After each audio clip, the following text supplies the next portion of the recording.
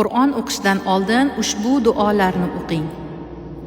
Birinchisi: Allohumma jma' kalamaka fi sadri. Ma'nosi: Allohim, kalomingni qalbimda jamlagin. Ikkinchisi: Allohumma anta maqsudi wa ridaka maqlubi. Allohim, maqsadim o'zingsan, roziliging talabimdir.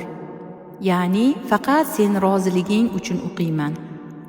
Yana bir duo: Allohumma la sahla illa ma ja'altahu sahla wa anta taj'alul hazna idha shi'ta sahla.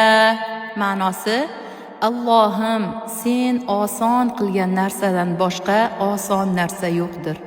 Agar sen xohlasang, g'amni ham oson qilasan. Ushbu duolar amallarimizda davomiylik, Qur'on yodlashimizda osonlik beradi.